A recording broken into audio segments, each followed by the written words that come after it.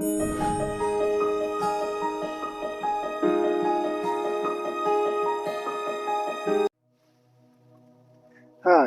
welcome to Preacher Perspectives. I'm John, and I'm going to delve deeper into understanding your mental health condition and how it relates to your spiritual gifts.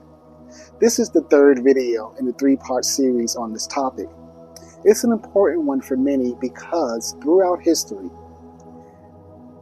mental illness and spiritual gifts have been confused for each other, and people have had a hard way to go because of that confusion. Now, I am not suggesting that there is an easy, clear-cut way to tell the difference between the two, but with insight and understanding, a person dealing with both may be able to navigate life with a better understanding of what they are experiencing and dealing with.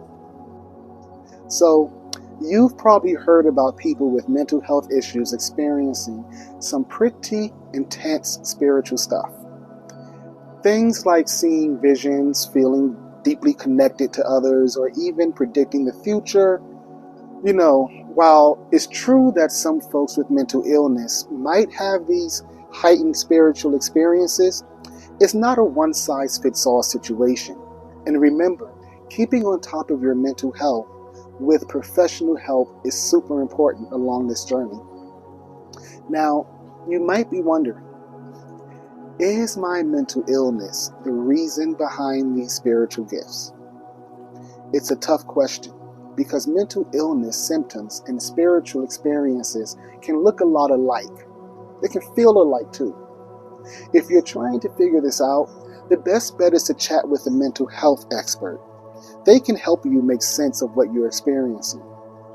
But hey, diving deep into your spiritual side when you've got mental health challenges can be risky. Sometimes it might make your symptoms more intense, or you might start using spirituality to escape from reality, which isn't great for your mental health at all. And if you're mixing spiritual practices with your mental health journey, be careful not to let them clash or overlap. Also, as you embark on your journey into your spiritual side, please don't think it's going to be an all-around pleasant, fun experience. Yes, you will feel great learning new things about yourself and gaining understanding of yourself. But this journey doesn't happen overnight. It can be a long and arduous process. You may have to relive through traumatic experiences in order to work and heal through them. You will encounter confusion and plenty of doubt in yourself. You may even have to recognize or reconsider your lifelong beliefs and views of society. You may have to accept the reality that people around you, closest to you, simply aren't good for your mental or spiritual health. You may have to reconsider your relationships with certain people who are barriers to your progress. This list of potential challenges to your healing and growth is long and it's different for everyone. You have to be able to handle these changes, and if your mental health isn't stable, this process can be even more complicated for you, maybe even dangerous. This is why having a support system of like-minded individuals is so very important. When it comes to cultural views, some people view mental illness as a kind of spiritual gift.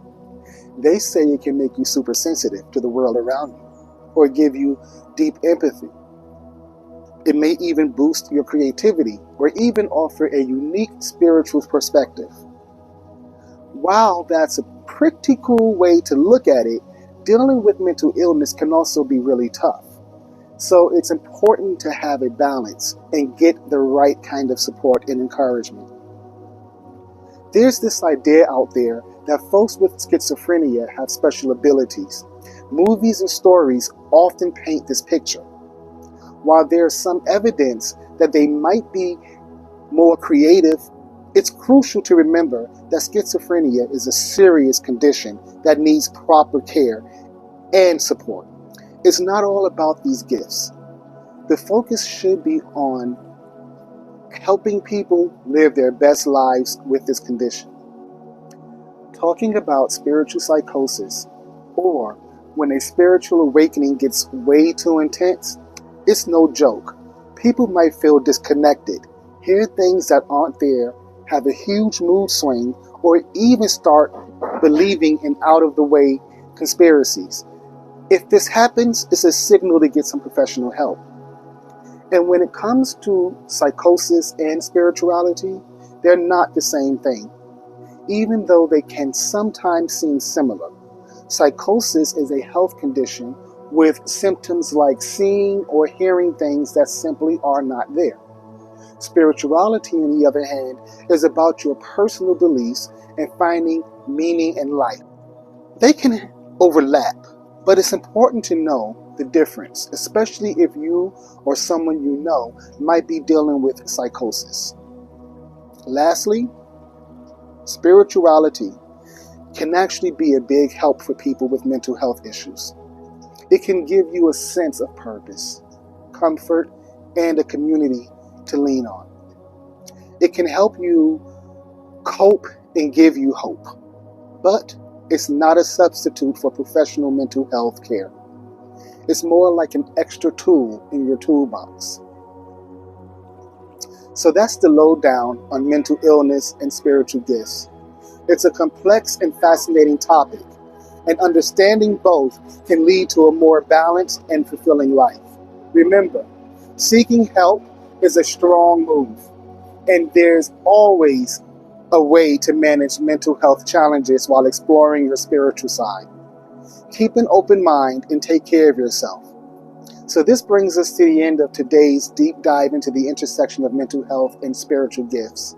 Remember, you're not alone on this journey.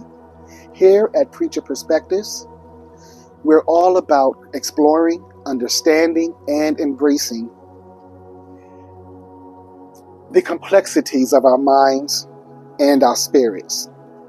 If this video resonated with you, I'd love for you to join our community. So hit that like button and subscribe to support the channel. And don't forget, I appreciate your comments. Other members will appreciate your comments. So please share them in the comment section below. Thanks again for watching Preacher Perspectives.